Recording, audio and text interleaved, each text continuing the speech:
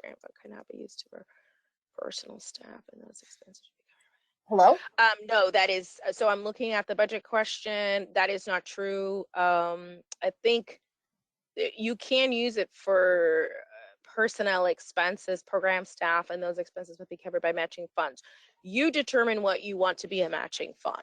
We're not telling you what is a matching fund. We're just saying that it has that there has to be some matching funds. Some people use it for staffing. It depends. That is a conversation with your organization about how you want to fiscally put together a structure here for your budget. So we're not saying what it's for. We're just saying you have to determine how you want to use your in-kind match.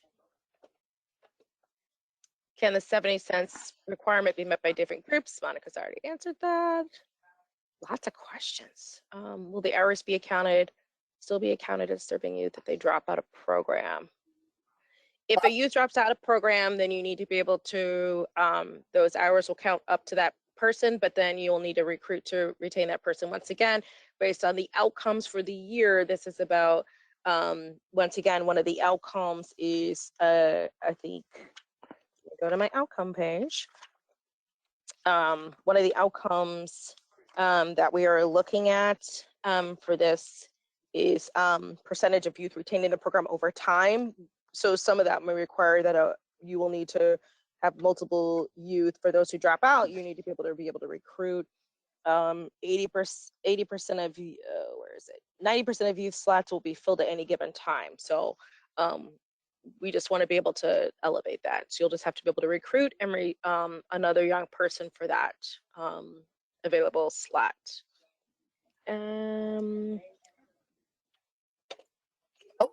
Thank you, Carlos. Option schools typically serve students from throughout the city. Should we use the school's physical address to decide which? Yes, you can serve youth.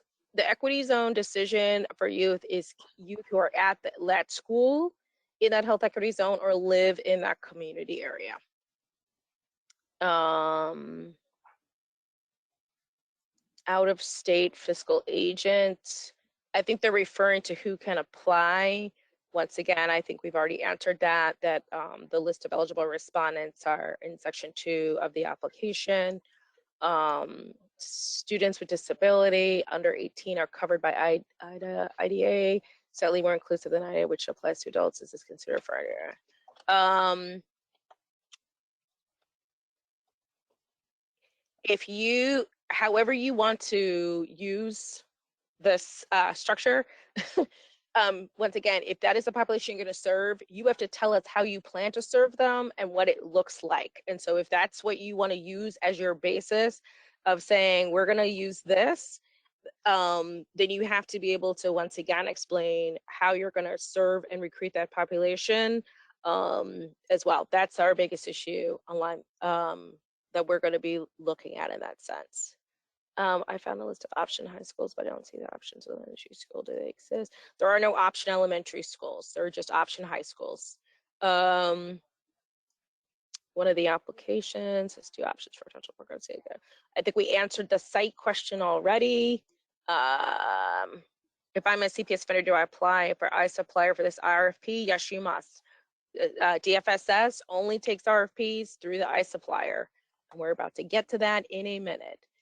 And so I'm going to stop there so Julia can actually do her iSupplier piece. And then I want to make sure people understand to the point earlier, that's a good segue point. You have to apply through iSupplier. That our procurement system here, that's the only way that we're going to be able to take applications. And so it is very imperative if you do not have an account or you do not know how it works, then this next session is very important for you. So in that, I'm going to turn it over to Julia. Great. Can you guys hear me? Yes. Okay. Yeah, this was a new low in that I was moving my computer screen and inadvertently turned off my computer. So I apologize if there was any kind of disruption. Yeah. But just when you think that you've done some of the dumbest things, you managed to do one more. So let's just talk. I see that we're getting into some of the more administrative questions, and I hope that I can answer those questions for you with this simple and hopefully painless presentation, dipping our toes into the fabulous world of municipal procurement. In the city of Chicago, we do that through our e-procurement system. If you have never encountered the beautiful e-procurement system, you're going to need to get an iSupplier account. You get an iSupplier account by applying for one off of the city's e-procurement or the Department of Procurement Services website. There's all of the links that you need for that are on subsequent slides in here, but then also in our fabulous RFP document. So you're going to need to register into iSupplier.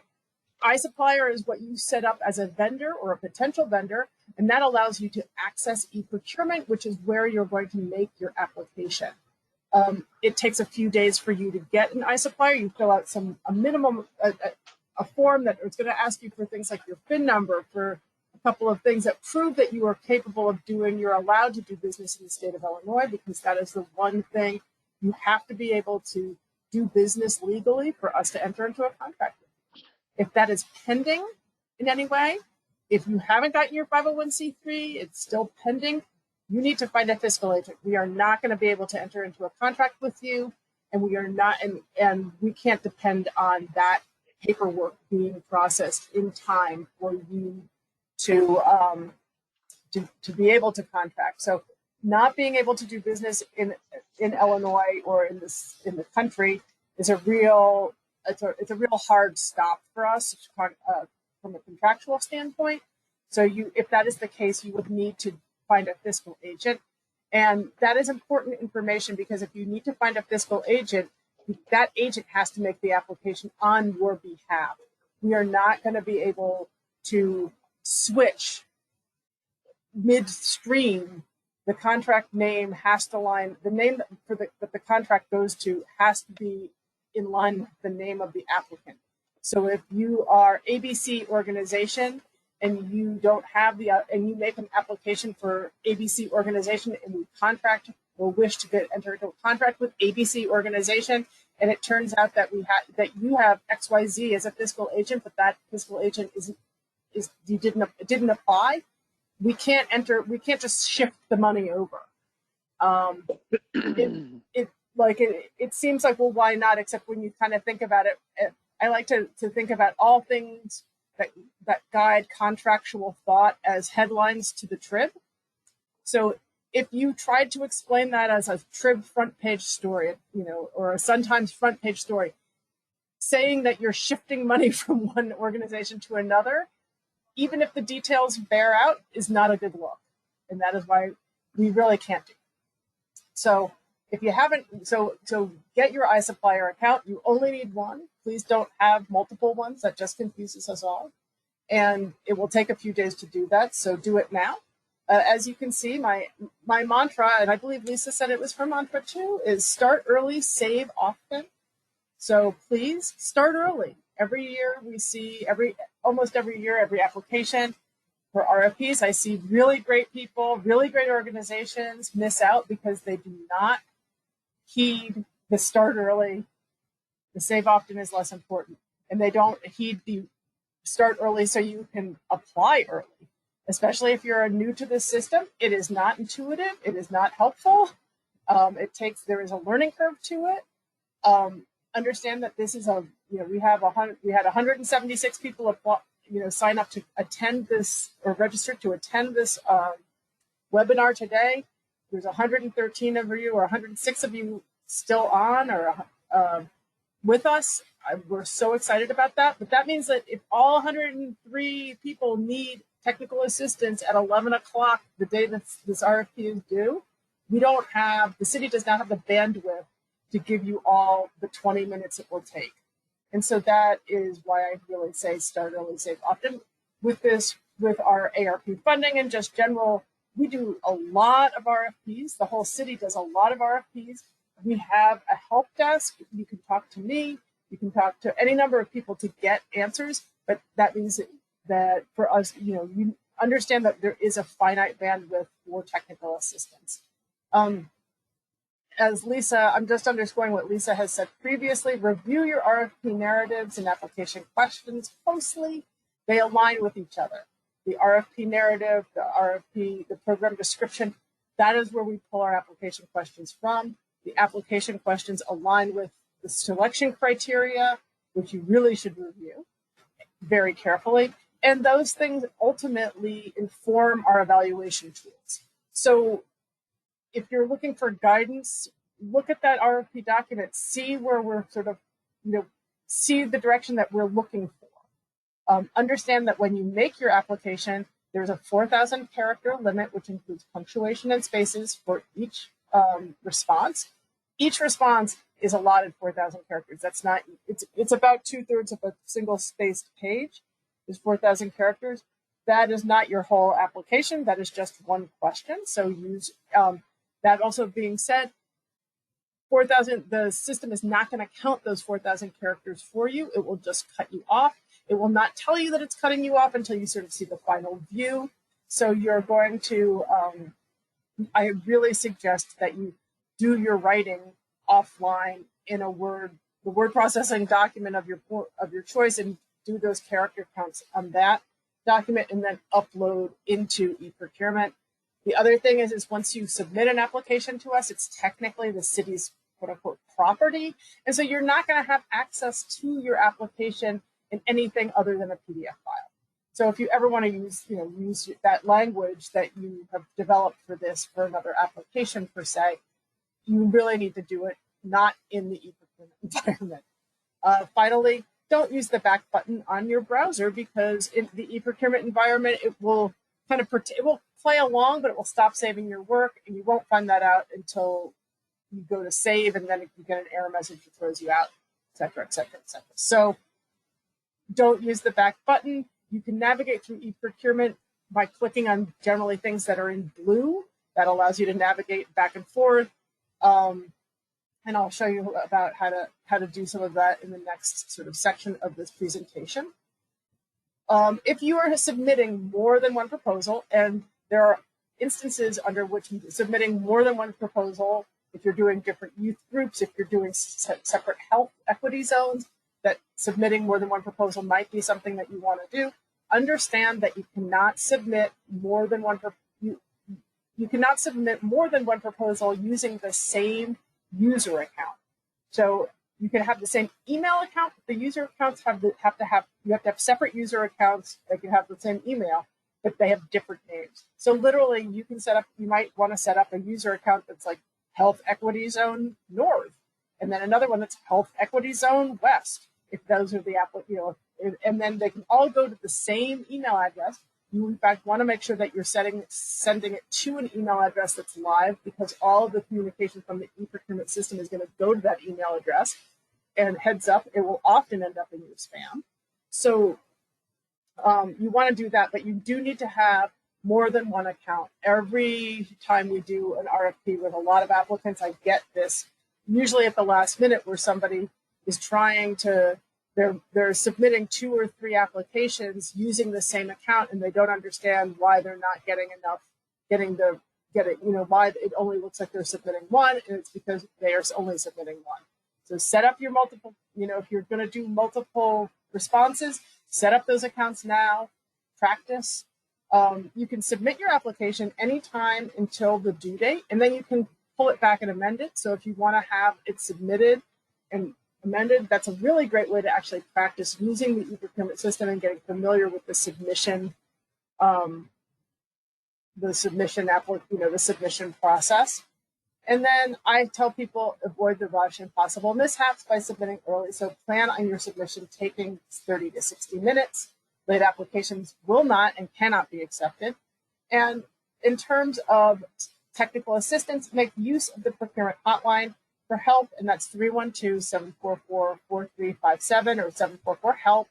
Note that the application operates during business hours only, Monday through Friday, 9 to 5. You can also call me for help. I have the helpline has a slightly higher level of access than I do. But the help, sometimes they get overwhelmed. I tend to respond a little quicker.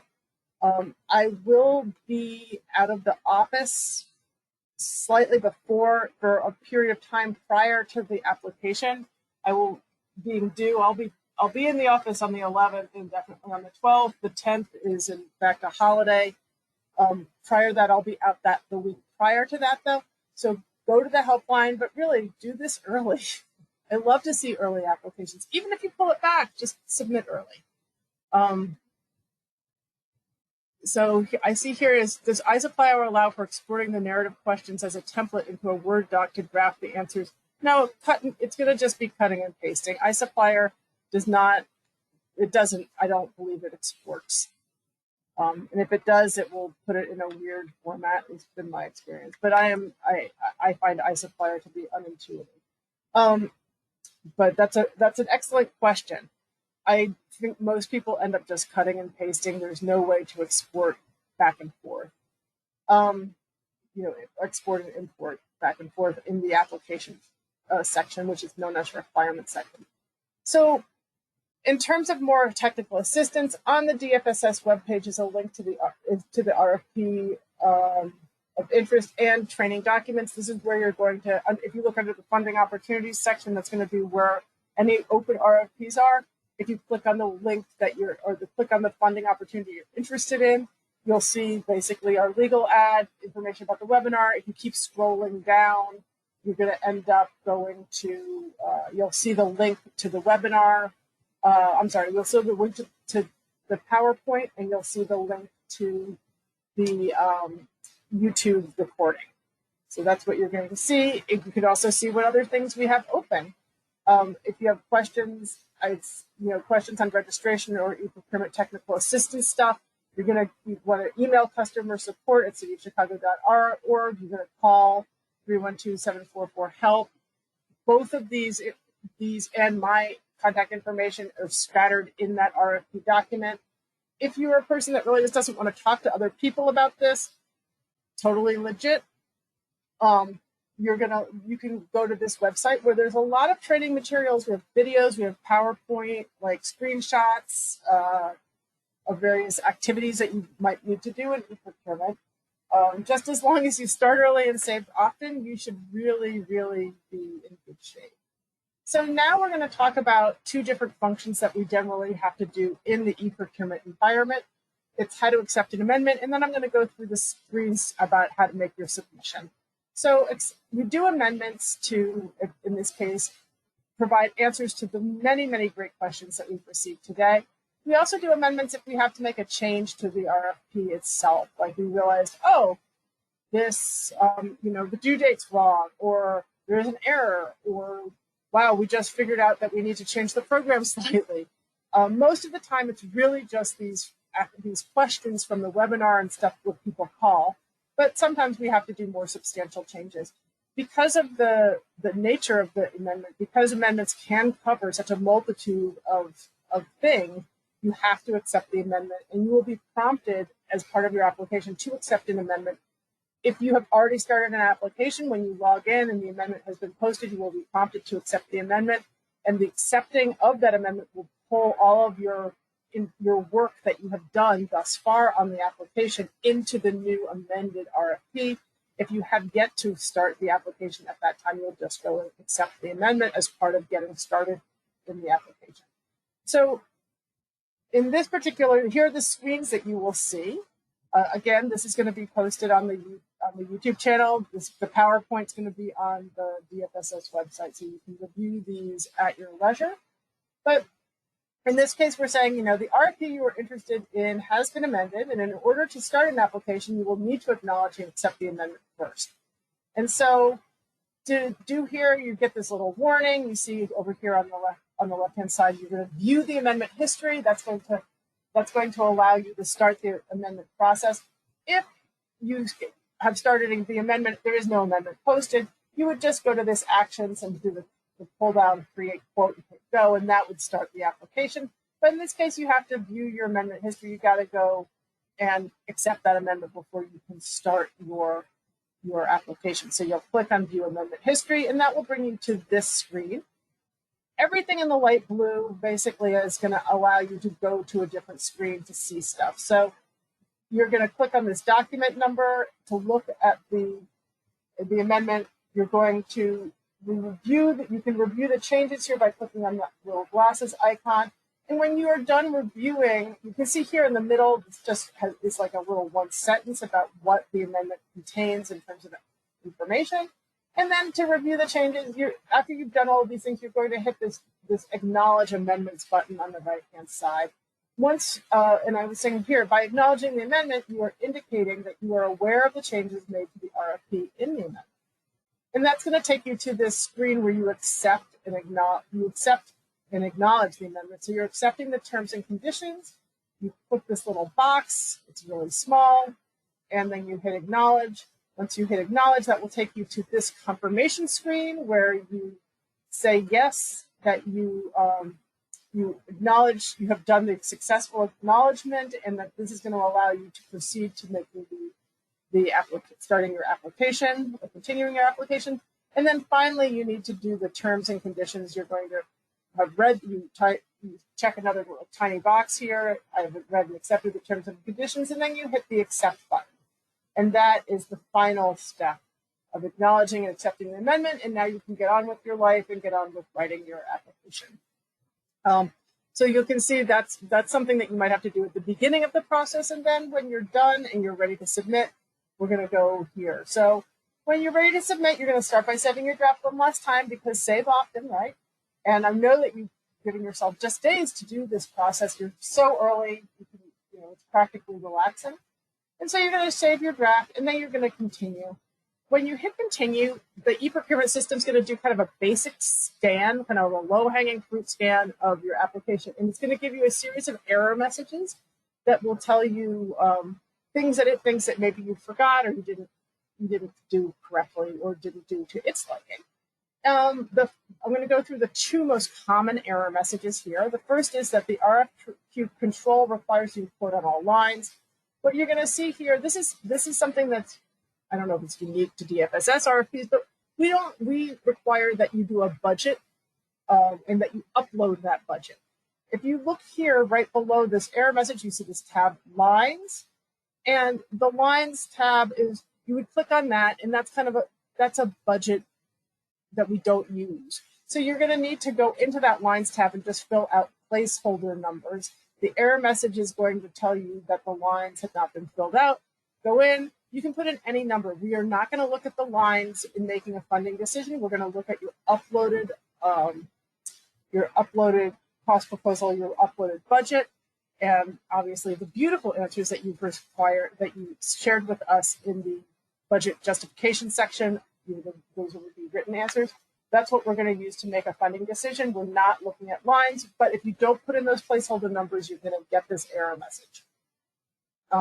The second most common error message people get is this quote value is required for requirement first name. In e-procurement speak, a quote value is an answer, right? A requirement is basically refers to the application questions, and first name is the name of the application question. So basically, this is e-procurement speak for you did not fill out your first name, and that is required. So you just you fill out the first name.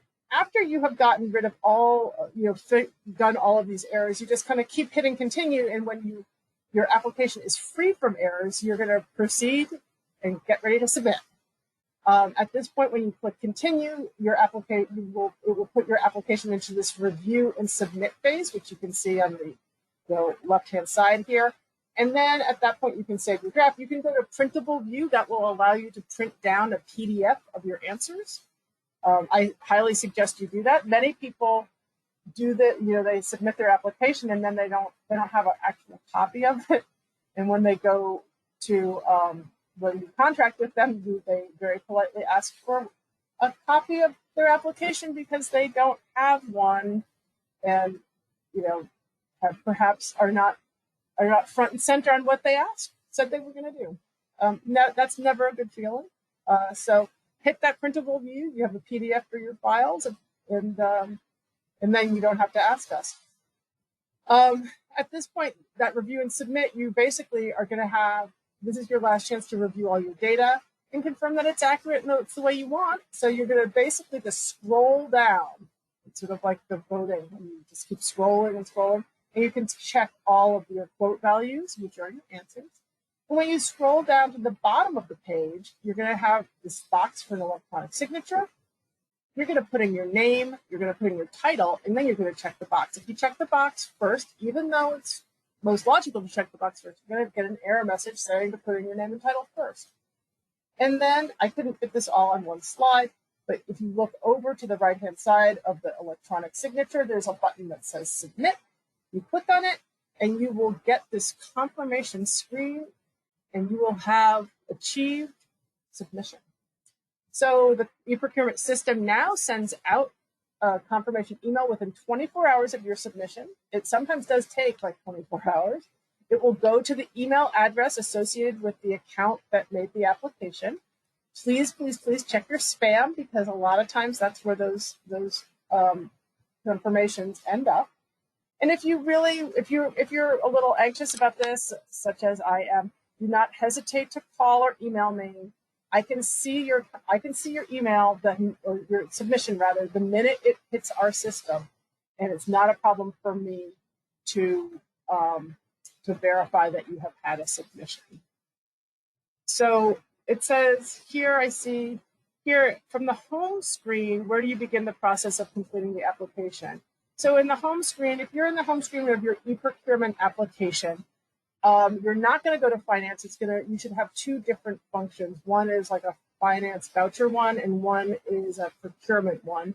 If you only see that finance screen, you're going to need to go to the person who controls the e-procurement account, the e-procurement manager in your organization, and have them give you the additional permissions that allows you to see the procurement, get those procurement functions up.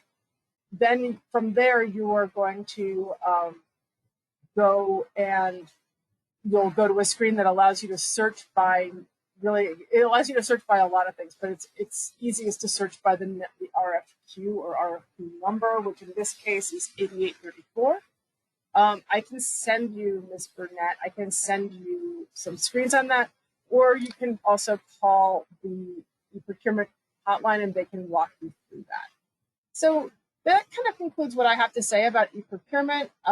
We can now open this up if there are any more questions. I see Monica has been answering lots and lots of questions. I've been talking, so I haven't been able to see if there are any questions that are germane. But if anybody there's only, there's one, Julia. I think we answered most of them, and you answered most of them already. The one that's still outstanding is, does iSupplier allow for exporting the narrative questions as a template into a Word doc? I was going to respond no, but I wanted to make sure that was correct. So. Yes, I think you were indisposed for the answer, my long answer about that, which is that unfortunately I do not believe so. I don't. No. Yeah. Unfortunately, I don't believe. I mean, no. Yeah, so. When I would, and I don't know if you guys talked about this, sorry, I had to step away, but I strongly urge people to actually write their entire RFP in Word, and get a word count, make sure everything makes sense, and then put it into the system. That's just, I mean, once again, this goes back to Julia's start early, save often. The worst is for you to be in there typing and then you close it and you realize nothing saved, or you're over a section and you have to go back. And particularly if you don't know what you wrote. So I strongly encourage people to write out your responses in the Word document first, and then when you are ready to put them in the system. But that's just one way to do it. But the worst is to be in the system typing away and you shut it down and then you realize you're over the count and the system cuts you off. So I think that's it on the please consider the ability to export questions. So we don't control iSupplier. This is a city-owned system by the Department of Procurement Services, so we don't control that process, unfortunately. Unfortunately, this is just the way we have to submit all of our stuff. So we're happy to share that suggestion with the folks who make the system. Unfortunately, that's not us. If you export the application as a PDF and convert it to Word, it works, but the formatting is really messy. That is true. Yeah, that's I will make a note. I will about being able to export application questions. I don't. Things happen rather slowly in the IF supplier universe, so we can put it up there, and hopefully, when the city has some more funds allocated for iSupplier, we can add that as a feature. That would be lovely. I would also there's a long list of things that we would like to see in the iSupplier universe happen that would make it more user friendly for everyone. I did see some stuff here. There was is there a limit of sites in a health equity zone that can be applied for? The answer to that would be really no. We have the ability. You have the ability to provide. John had kind of jumped in on this. We have 2 site application or 2. We have room in the application for 2 different sites, but if you have more sites, that is totally acceptable, and just put them in a document and upload them labeled as such, so we know that you have sites. Then there's something about you have to have a lease to prove that you have a location. Yes, we do collect the leases for. Yes. Collect a lease, or if it's not something that you have a lease for, I imagine, like if you're in a CPS school, you have to show that you have the vendor agreement, right? Or correct. Very important. Park, yes. If you would need to show a letter from the person who runs the park indicating that they are understanding that you're going to be there. Yeah, if you're going to use a subcontractor and use their space, we need a lease. So yes. If you are funded for 30 youth, but ultimately end up served more using supplemental matching funds, will you be audited for serving 70% of the 30 youth or 70% of the 45 youth? Huh, that's a good question. I will answer, Monica. Our programming and model is for however many youth you choose. I want to be sure I'm reading this correctly. Can you read it out loud? I'm sorry, I was answering questions. Yeah. If we are funded for 30 youth, but ultimately serve 45 using supplemental matching funds, will we be audited for serving 70% of 30, which is 21 youth? Yeah, I don't. Right. Okay. Yeah, I did answer that. So I don't know where they're getting the 70% retention rate. It's 70% of your.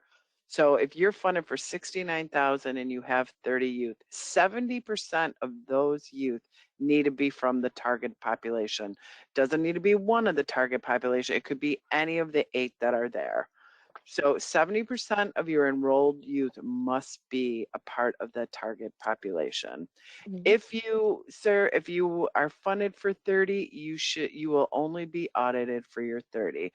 You could have, as long as they're under, in our mentoring program. So if you're funded for 30, you will be audited fiscally and programmatically for 30 youth. I hope that's clear.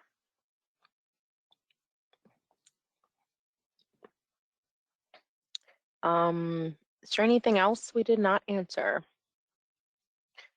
Does a partner organization? Okay, you answered. Where will the application be? Yeah, I think that this probably is as good as it's going to get. And then additionally, you guys can keep asking questions. Just email them to Lisa or call her, and then we will, we'll just keep answering questions and posting them and the answers as I just saw this. This came in at 11:22. There's a person, Norman Levin, who wants to ask a question verbally. That's up to you, Julia. Is Norman still on here? Everyone's on mute, so. Yeah. Norman, can Um, you ask the question in the question box and we'd be happy to ask? Or I would say if it's something that's supplier related, you could be happy to call Julia too afterwards. But Julia, it's your call since you're the organizer. Here, no, I've unmuted you, Norman. Okay. You have your question ready? No? Norman? Okay, I'm not hearing you, Norman. Mr. Levin. So I guess I'm going to put you back on mute. All right. Yeah, generally speaking, no, but why not? It's the end of the webinar and we're already over time. Yeah. Will this webinar be available for, at a glance, I don't see the budget form. The budget form is a part of the attachments in the application. And then will this webinar be available for review? As I said earlier, but I can't say enough. This webinar is being recorded for time immemorial. I don't know, wrong word. But anyway, it's being recorded. It's going to be posted on the DFSS website. Since I do like literally 40 or 50 of these, it seems a year. It's kind of horrific to think that I have that much space on the YouTube universe. And the link to the webinar and the PowerPoint slides will be posted on the DFSS website. Not the YouTube, but just plain DFSS website, under the funding opportunity associated with this RFP, which is the mentoring RFP. So you'll go to the DFSS website, you'll pull down funding opportunities, you'll click on mentoring RFP. At the bottom of the page, we will have the PowerPoint slides, and we will have a link to the the YouTube link to this recording. That will not happen until early next week. And if that is all, I bid you guys all a fond farewell. Thank you so much for joining us today, and we can't wait to read your applications. Thank you so much to Monica and Lisa and John, who had to leave early. Is there any last words?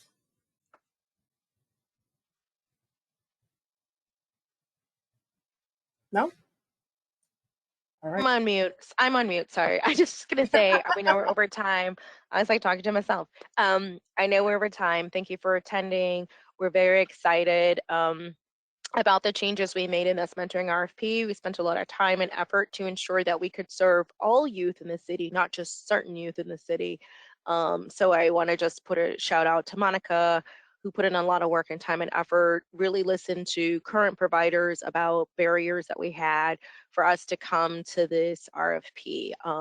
So I just want to acknowledge the time and energy that she spent putting this together. We did not make decisions lightly.